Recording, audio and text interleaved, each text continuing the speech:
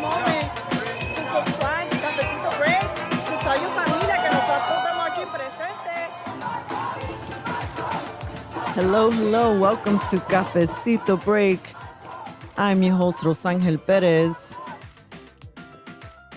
And take a moment right now to please share and like the show. With me tonight are my co-hosts, Mark for NY and Cozy, and special guests, George Sarantopoulos, who is running for city council. So are you ready? We're going to reveal our little faces. Hello, everyone. Hello, New York. We are some of the bold, fearless freedom fighters. We love New York. And with me today are some of the lions in New York. So I want to introduce myself officially. Rosangel Pérez, one of the Pérez sisters of Cafecito Break, celebrating 13 years this month of podcasting. Happy birthday, Cafecito Break. Happy birthday to the women that are part of Cafecito Break, my sister, Alex, and our other producer who is based in Texas, Ruthie Guten. Thank you. It is a pleasure to be with all of you. You know that all eyes are on New York. And there are many messages that are coming out of our mouths, including if you don't live in New York, stay out of our politics, por favor. With me today is Cozy and Mark. Cozy, take it away. Please introduce yourself to the audience.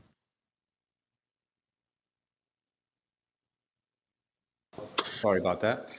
I'm a former healthcare worker that was fired for refusing the COVID shot. So I'm a medical freedom activist. And that's all I'm going to say about myself right now. Take it away, Mark.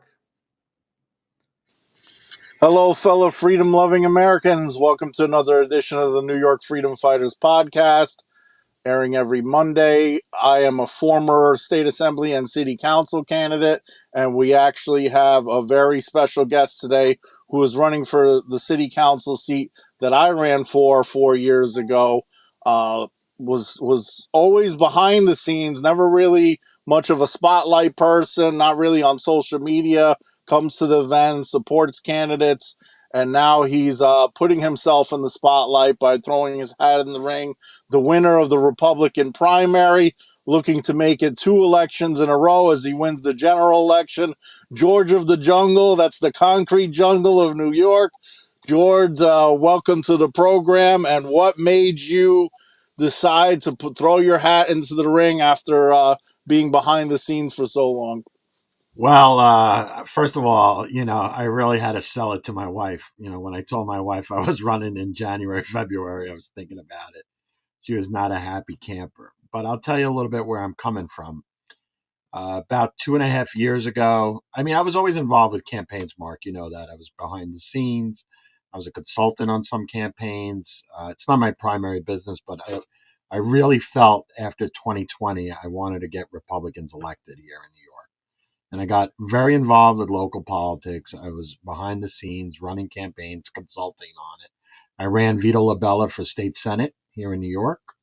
I ran Ying Tan for the primary. But I never saw myself as the guy in the front, right?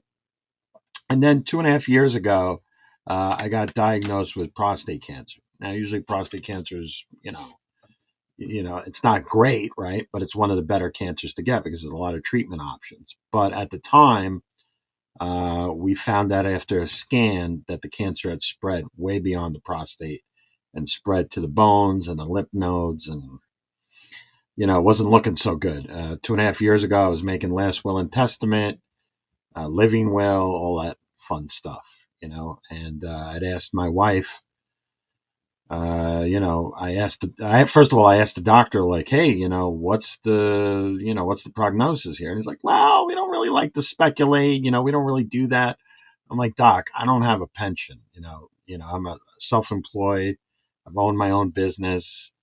I got to know like where I'm at so I can put my wife, my wife helps run this business, but I want to put her in a good setting. If, God forbid, if something happened.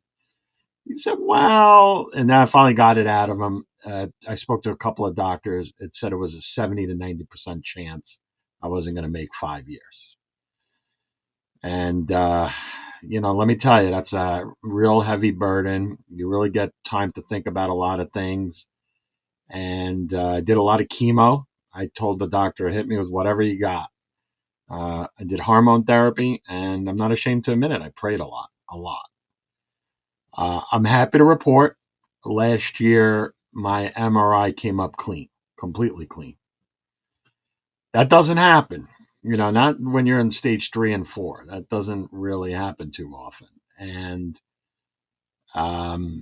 decided that, I traveled a little bit last year, enjoyed life a little bit last year, but I came back and I said, you know what? I'm tired of the way the city's being run. I'm tired of, I'm going to put myself out there. So I sold it hard to my wife in January and February, but she was not a happy camper. And I'm happy to report that I've had a clean bill of health since then. And my energy and that fight that I brought to this cancer battle, I'm going to bring to the city council when I win. Well, good to hear that. And you also celebrated 16 years with your wife, Heidi. So congratulations on that. She ran for district leader as well. So she's actively involved in politics, helped with my campaign as well. So glad that you made it through that tough battle. And I'm pretty sure you're going to make it through this tough battle and come up and win this election. It is a winnable seat. It's something like I said, the one I ran for that I almost won, the district changed a little bit, but it is very winnable. So it's probably one of the seats that we really need to put a focus on with boots on the ground efforts. But George, what are some of the things you'd like to accomplish after you win the city council seat? Well, I always make the argument that as New Yorkers, we don't leave the city, right? We don't give up on the city because there's a fire, a hurricane, or tornado, or whatever. We give up because there's death by 1,000 cuts, right? It's not affordable. I'm being harassed on the train. There's emotionally disturbed people. I just like to call them crazies. There's homeless all over. I can't afford car insurance anymore. A package got stolen up in front of my home. I got another parking ticket, and all these things just add up. And the real estate tax went up, and then it just makes it unaffordable to live here, and it makes it tough for you to live here. And people just give up, and they move to North Carolina, Florida, and even Jersey. God forbid, but they even move to Jersey. So it's people give up because it's death by 1,000 cuts. I think my overarching theme for my campaign is we got to restore the livability of living here in New York. And do you have any specific plans in place for that, or is there? I know you're the law and order candidate. Bail reform is a statewide issue, but what can we do to increase like community police relations and things of that nature? Well, listen. There's parts of the district. Look, I'm running to represent Bay Ridge, Diker Heights, a little bit, Seagate, Coney Island, Bath Beach, right? But Coney Island and Bath Beach are neglected part of the district. Councilman Justin Brennan has pretty much forsaken Coney Island as far as policing. We have violence there. We have kids with guns. We have a under policing. We don't have enough police because cops are retiring, hundreds every month, maybe even.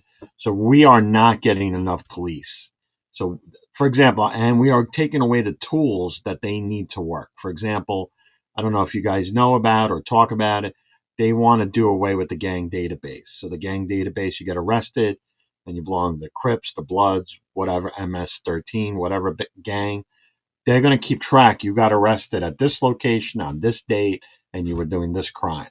And they're going to tie you in with your gang and try to figure out the momentum or movement that your gang is doing towards a certain crime or certain type of scam or whatever you guys are doing as a criminal organization. They want to do away with that. I mean, you have to go there as a councilman, even if you're in the hyper minority, and use that as a bloody pulpit to go over there and scream bloody murder every time you can. I would say Vicky Palladino, Ina, Areola, Frank Morano, they all go there, and they, even though they're in the hyper minority, they achieve a lot by bringing attention to issues. And when you start bringing issues to the public, like for example the gang database issue, the public's like, well, that doesn't sound like a good idea, and they start calling their crazy progressive councilman and saying, hey, are you supporting getting rid of the gang database? So the number one thing I think as a councilman you can do is create awareness in your community about an issue and get them activated to call. Yeah, I don't want to hog all the questions here, but I do want to point out also when they are arrested and they go to Rikers with the gang database, also you don't put Bloods with Crips in the same area in Rikers because you don't want fights all the time, and you don't put too many Bloods together in the same area because you don't want them taking over a particular house or something. So there's a lot of reasons for that. And you And let's said, be clear on this, the database is not used for hiring or renting an apartment or yeah, getting a mortgage. It's purely it's, used as a tool for the NYPD. yeah, it's not put out there publicly or anything like that. It's just used for corrections and for police reasons. But also, you pointed out bringing attention. Like when thought I was going to win, I was going to set up a email list for pretty much every registered voter and keep people informed throughout, not just the people in my district, but throughout New York City. This is what this is the bill that this council member proposed, and call your council member. So exactly like that was something that I was planning to do on a mass email list for all the voters. So I think that's how we red pill more people citywide, even though I would have just been in one area. I think once I was in there, I was going to spread it throughout New York City and red pill more people across the city. But I'm going to pass over the questions I just to. want to add one thing to Sure. this. Make no mistake. My opponent uh, is knee deep in Mendami world. Her club, the Bay Ridge Democrats, endorsed Mendami. She used to work with Mendami. She's contributed to his campaign. So there's no question that if she wins, she's going to be a lackey for Mayor Mendami if he wins the mayoral race. I mean, and God help Southern Brooklyn if that happens. Yeah, even the hardcore, even the people who aren't supporters of Mandani, if he wins, he's the mayor, and they'll just suck up to them. At least the Democrats that are in there. But I'll pass it to either Cozy or RA if you want to take over. Sure. Yeah, I'm glad you made the distinction, George, about them using that database for crime specifically, right? They're not going to use it to like prevent you from getting a job or things like that. That's a very good distinction. And if that is true, right, which it is, right, that's what I'm hearing too. Um, what is the purpose of getting rid of it? It seems like in New York, they love to protect criminals and they like to penalize the regular citizens, just like they don't want us protecting ourselves. You can't even order pepper spray online. You can't order anything to protect yourself. That's a problem. And yeah, I mean, it just it's just like when you started talking, right? I like what you said, like it's about livability, making the city livable again, right? I'm saying on top of that, make it sane, make it restore sanity, basically, right? Because this is insane. Like you want to get rid of a database that is tracking these people, we can put them away. Why are they so lenient on these criminals? I'm not a progressive. I don't have the answer to that. I mean, listen, I've been taught, I mean, look, we have a debate now. What's going on about deporting criminals, right? Like I'm not for deporting families and children and all that, but I don't understand why something as simple as deporting a criminal is there's a controversy for that, right? I mean, to me, that's astounding, right?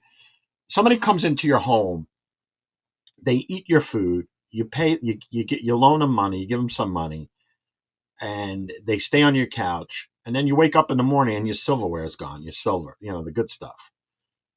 I mean, after a while, wouldn't you throw them out of your home? I mean, I don't understand why deporting somebody who's committed, let's say, 15, 20, 40 crimes is controversial. I mean, if we had deported that guy who burned that lady at the Stillwell station, I mean, if we had deported him for previous crimes, that lady would be alive today. And if you multiply that by thousands of criminals over the last couple of years, how many people would be alive? How many people would be breathing? How many people would be walking around that haven't been killed by criminals that constantly break the law? Yeah, That was a there's great. no logic, there's no common sense when you're a communist. They don't have any rhyme or reason. They just want to, it's destruction by design, but passing it over to Cafecito. Maybe listen. Maybe the maybe they do want to collapse the system because then they can bring this whole. Maybe there's some validity to that. They'll collapse the system and they'll say, "Oh, you try some communism.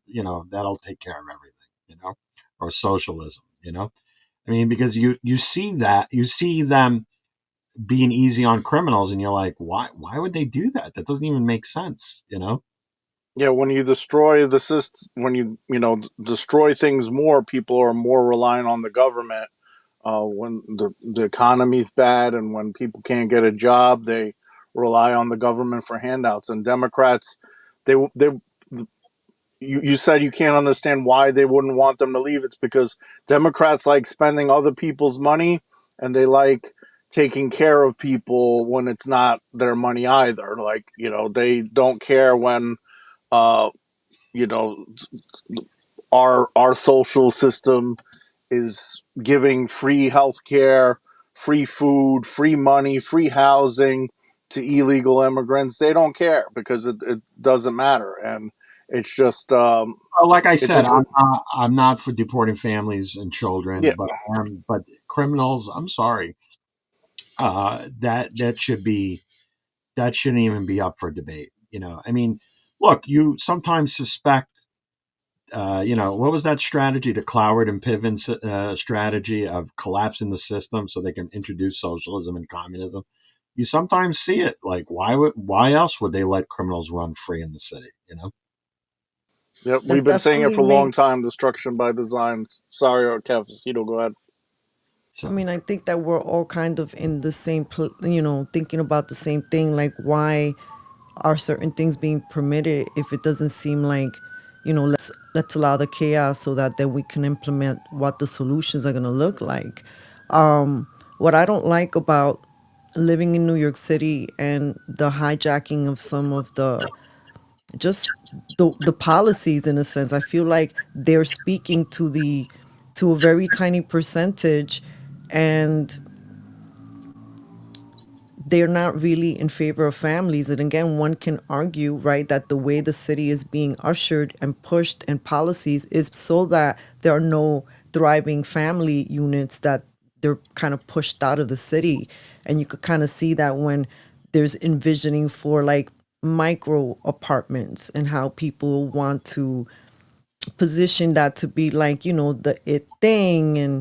And it's like Janine said last week, like, in, from her perspective, you have people in Brooklyn that are extremely wealthy, then you have the people who are getting a lot of benefits for free, and then you have the rest of us who are trying to survive in this craziness.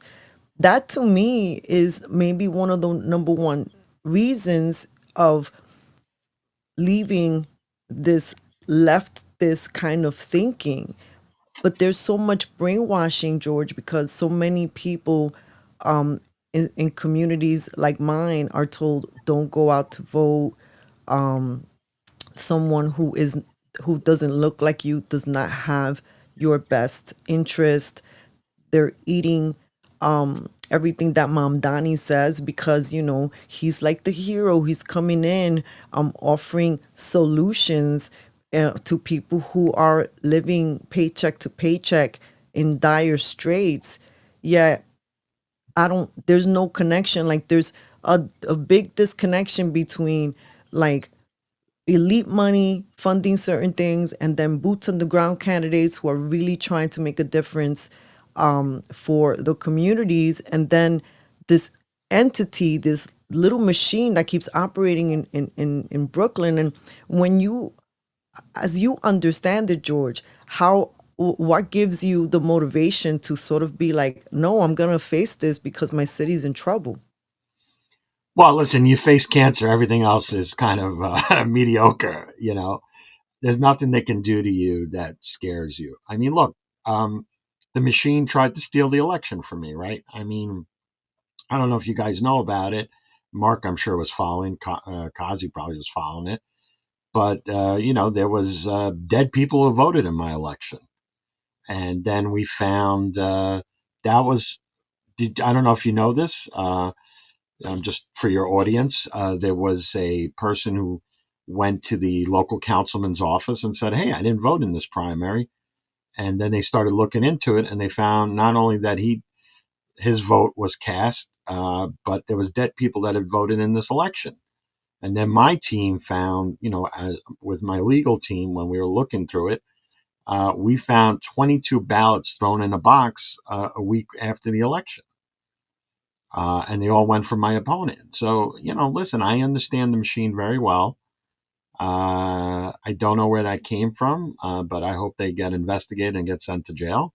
I actually believe they are being investigated currently. But so the machine, you just got to keep going. You can't. There's times. It gets hard. And the machine wants to stop you, and the people want to stop you, and you get newspapers that call you up with stupid questions. There was a controversy about me a couple of days ago.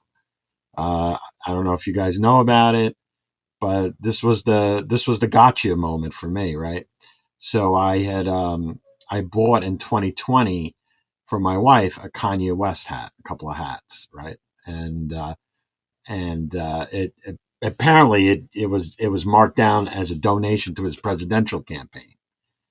And funny fact is, they were trying to say, well, you're supporting Kanye, you're supporting racism or anti-Semitism. I'm like, I bought that in 2020. He went crazy in 2022, 23, full on Nazi. So unless I have a crystal ball, I didn't know about it. And, I went completely into the junk drawer when he went full on crazy. This is the nonsense that they try to use to try to keep you down and try to sell this thing that you're a racist, that you're anti-Semitic, that you're a fascist. I mean, choose your words. This is the left's playbook from the last 20, 30 years. They call you homophobic, a leftist, a racist, a fascist. You just got to keep going. Facing death, everything else looks like nonsense.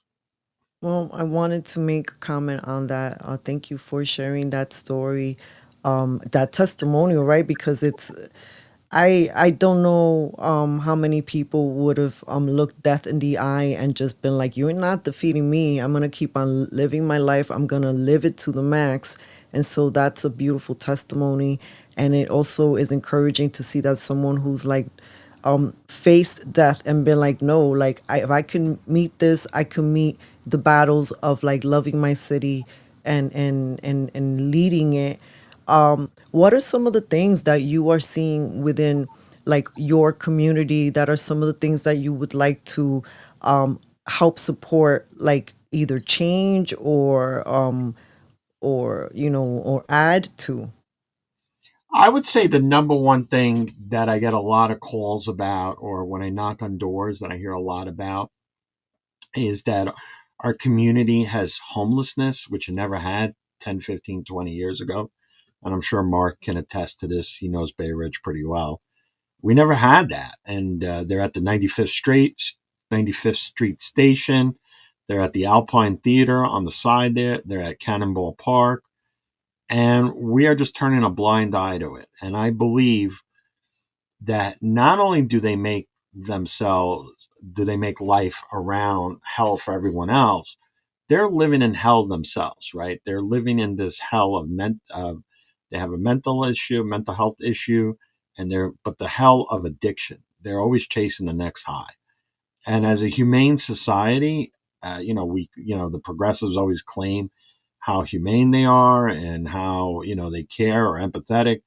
I don't understand how we can let our fellow man just spiral and be trapped in hell. I mean, that's really what they are. They're trapped in hell.